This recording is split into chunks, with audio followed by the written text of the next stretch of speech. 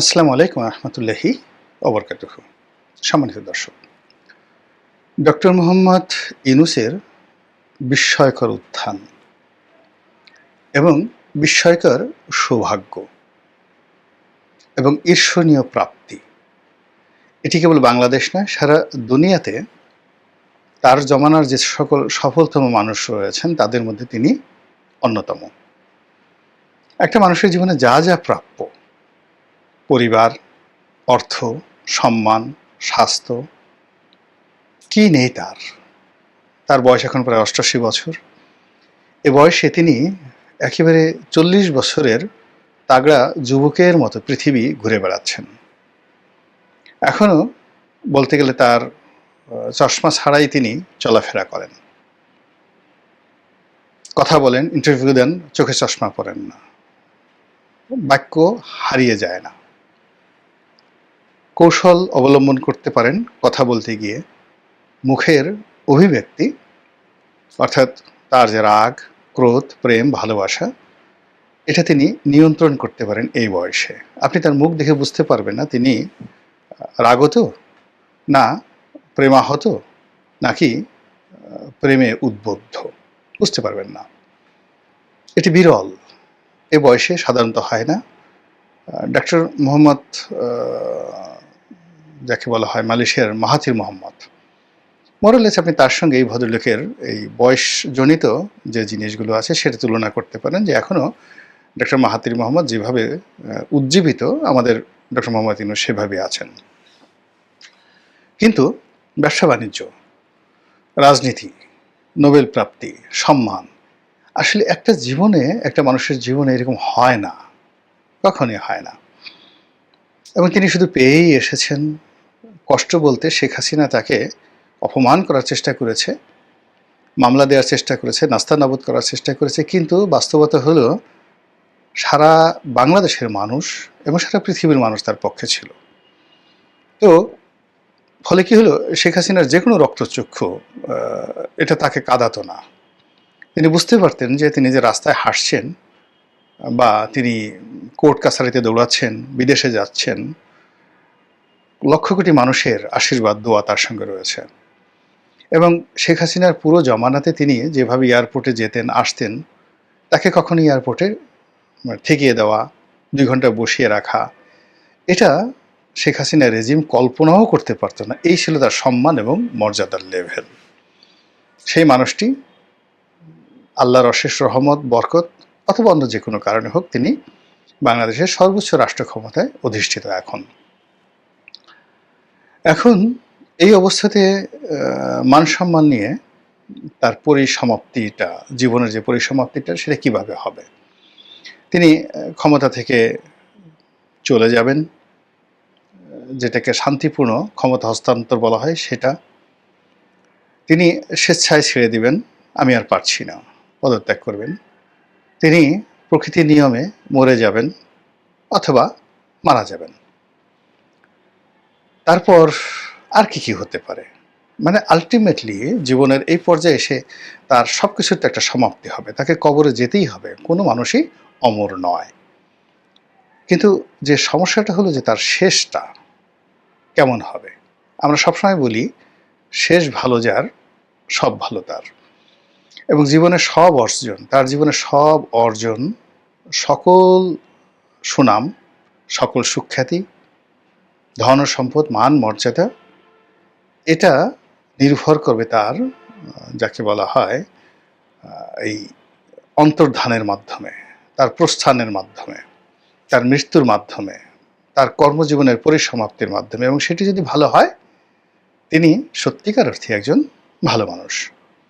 আর শেষটা যদি ভালো না হয়, তার সারাটা জীবনের অর্জন একেবারে শূন্য হয়ে যাবে। যেমন ধরুন শেখ হাসিনার কথা।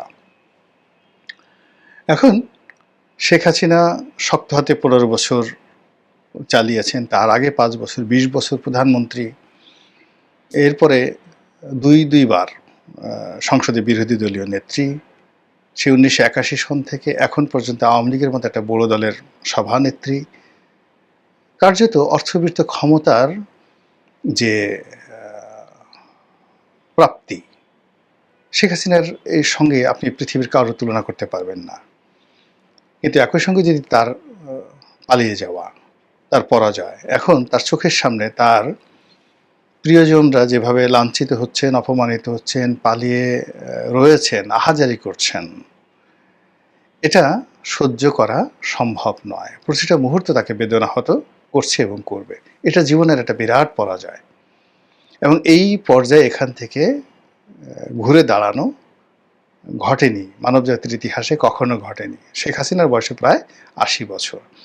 ফলে বড় একটা বটবৃক্ষ যদি উপড়ে যায়, পড়ে যায়, ওটা আর পুনরায় বপন করা যায় না। ফলে কি হলো, শেখ হাসিনার যত অর্জন, যত সুনাম, দেখুন তার সেই যে পতনের মধ্য দিয়ে সেটা তার শেষ হয়ে গেল।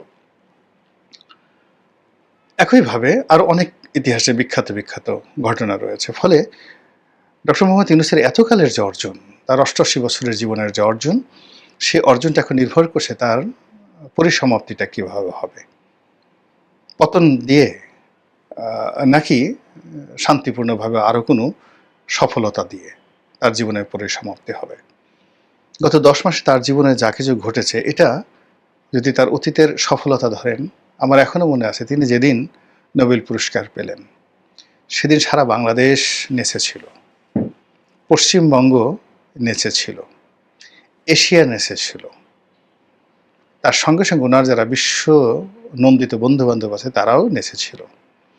এবং সেই যে নৃত্য, তার নোবেল পুরস্কার প্রাপ্তির সময়ের যে নৃত্য, সেই নৃত্য সেই উনি যেদিন প্রধান উপদেষ্টার দায়িত্ব নিলেন সেই দিন পর্যন্ত অব্যাহত ছিল। কিন্তু এটি ক্রমাগত সেই নৃত্য এখন ক্রন্দনে পরিণত হয়েছে।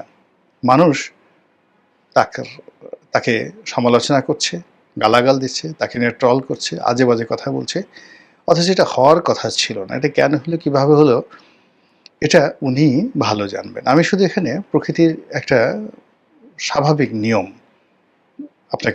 আপনাদেরকে বলি। আমরা যে মানুষ মারা যায়, মারা যাওয়ার পরে লাশ কবরে রাখে, সে সময় একটা দোয়া আমরা পড়ি। সেই দোয়াতে আমরা কি বলি? আল্লাহর কথা, পবিত্র কালামের পাকের কথা, মিনহা খালাকনাকুম অফিহা নুইদুকুম অমিনহা নুখরিজুকুম তারাতান উখরা। হে মানুষ, তোমাকে মাটি দিয়ে তৈরি করা হয়েছিল, আবার এই মাটির মধ্যেই তোমাকে গ্রথিত করা হলো, চাপা দেওয়া হলো, কিংবা কবর দেওয়া হলো। আবার এই মাটি থেকেই একদিন আবার তোমাকে উঠানো হবে। তো এই যে মৃত্যুর সময় যে একটা অমীয় বাণী পবিত্র কালামের, এর সঙ্গে আমরা দুনিয়াতে আরেকটি কথা, তোমারে বোধিবে যে গোকুলে বাড়ি শেষে, এটাও যেভাবে প্রিয়। আর যার যেখান থেকে উত্থান হয় ওখানেই তার পতন হয়। অর্থাৎ যে মানুষটি যে কর্ম করে তার উত্থান হয়েছে, সেই কর্মের মাধ্যমে তার পতন হবে।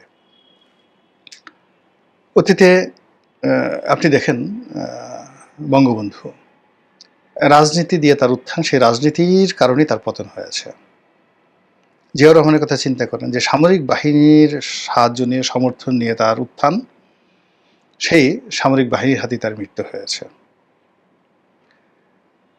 আমাদের দেশের 111 বলেন, এরশাদের পতন বলেন, মানে যাদের সাহায্য নিয়ে, সহযোগিতা নিয়ে, বা যাদেরকে নিয়ে তাদের স্বপ্ন বাসর ছিল, সেই স্বপ্নই তাদের জন্য দুঃস্বপ্ন বয়ে এনেছে।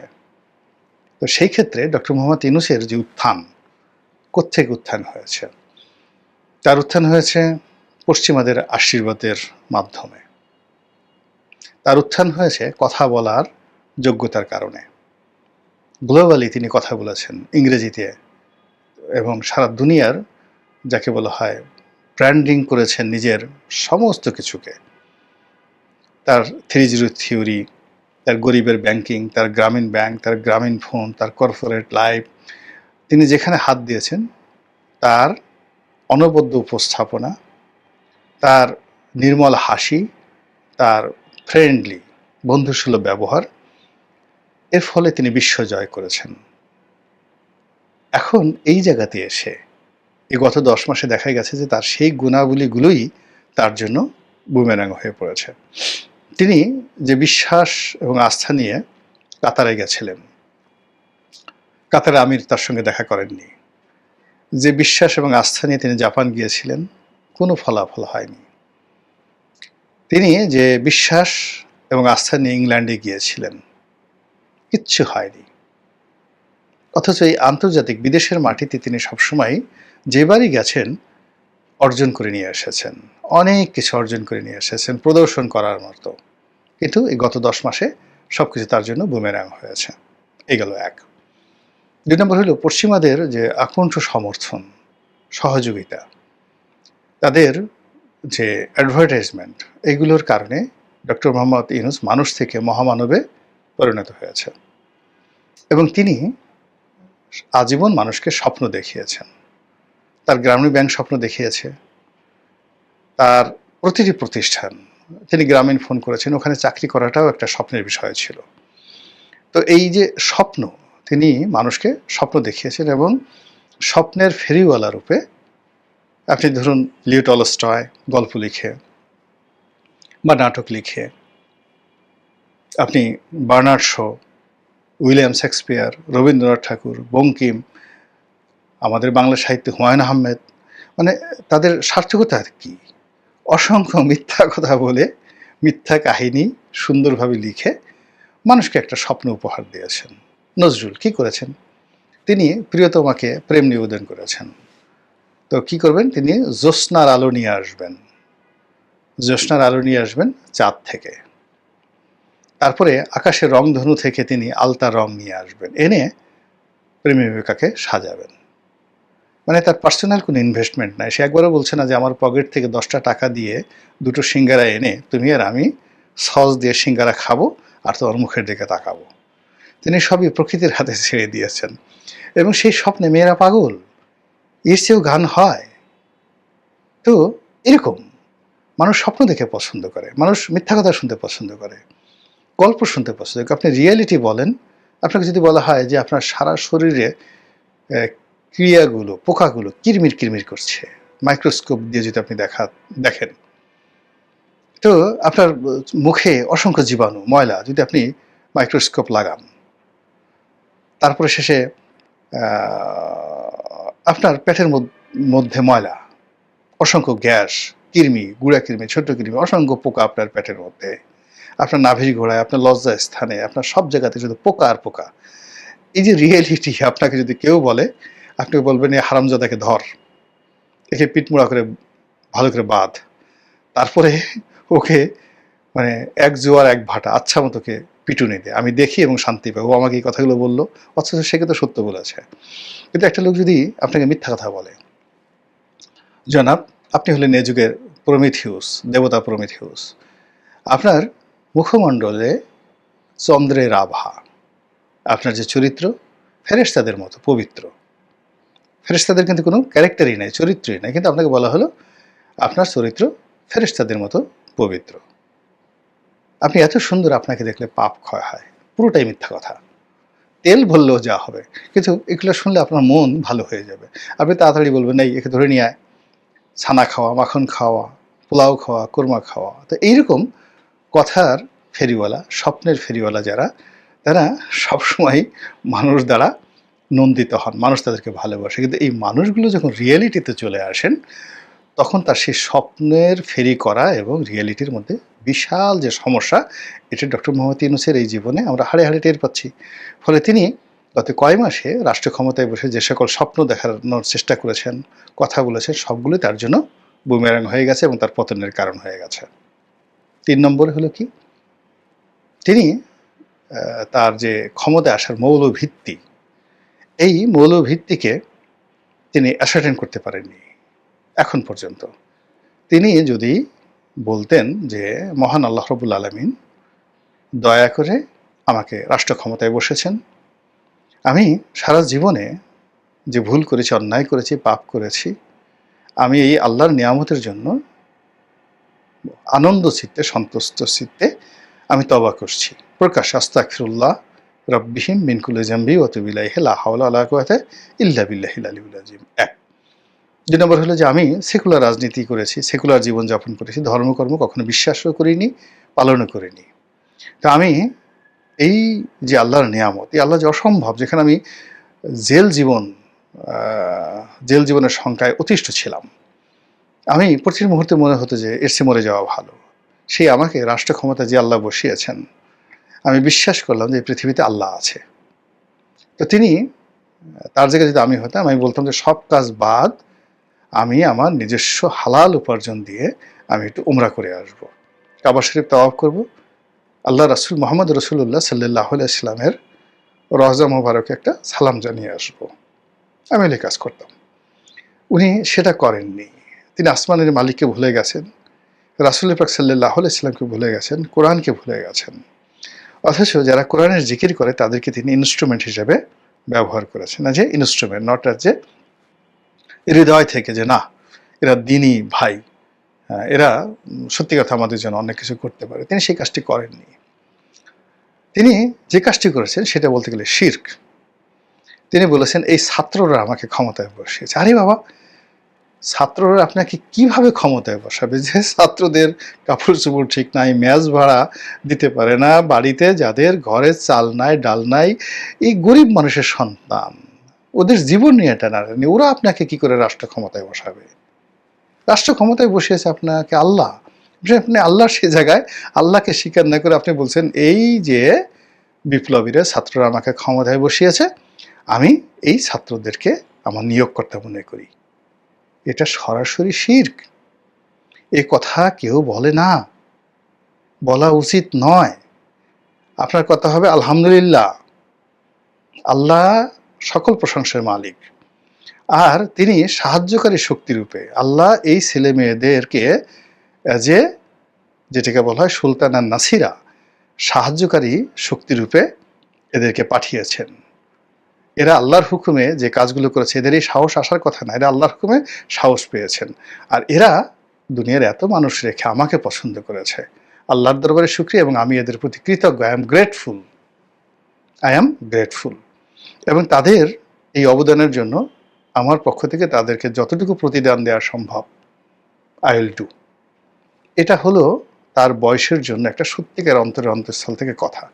কিন্তু সেটা না করে তিনি বললেন কি এরা আমাদের নিয়োগকর্তা। ফলে কি হলো দেখুন, তার এই যে শুরুটা, ছাত্ররা তাকে নিয়োগ দিয়েছে, এই ছাত্ররা এখন তার বিরুদ্ধে চলে গেছে বিরাট অংশ।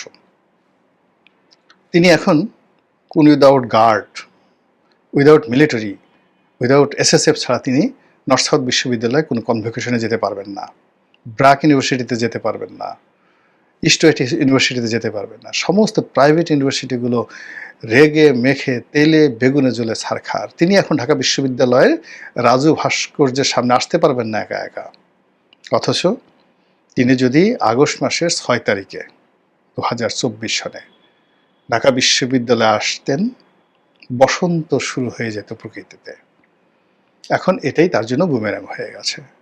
ফলে কি হলো, আগামীতে তার যদি পতন হয়, তাহলে প্রথম উপসর্গ হিসেবে এই ছাত্র এবং জনতা যাদেরকে তিনি নিয়োগকর্তা বলেছেন, তারাই তাকে পতনের জন্য টানা হেঁচড়া শুরু করে দেবে। দ্বিতীয়ত, তিনি যাদেরকে বন্ধু হিসেবে নির্বাচন করেছেন, তারা তার পিছনে লাগবে। আলটিমেটলি অনেকে লেগে গেছে এবং আগামীতে আরও লাগবে। এবং সবার শেষে তিনি যাদেরকে শত্রু বানিয়েছেন এবং যাদের সঙ্গে অভিনয় করেছেন, মনে একটা বাইরে একটা, এই মানুষগুলো সব একত্র হয়ে যখন তার বিরুদ্ধে আওয়াজ তুলবেন, তখন হয়তো তার কাছে মনে হবে যে না, এর চাইতে আগেই ভালো ছিলাম, বিদেশে যেতাম, আসতাম, মাঝে মধ্যে কোর্টে হাজিরা দিতাম, শেখ হাসিনা গালাগাল করত, আর সারা দেশের মানুষ, 18 কোটি মানুষ প্রশংসা করত, এমনকি আওয়ামী লীগের লোকজনও প্রশংসা করত, কিন্তু শেখ হাসিনা গালাগালি করতো, ওটাই ভালো ছিল। মহান আল্লাহ রাব্বুল আলামিন গায়েবের মালিক, আলিমুল গায়েব, তিনি ভালো জানেন, উত্তম জানেন। আমাদের এই দেশ মাতৃকার জন্য যেটি ভালো হয়, তিনি আমাদেরকে ওইরকম একটা পরিণতি দান করুন। আসসালামু আলাইকুম রহমতুল্লাহি ওয়া বারাকাতুহু।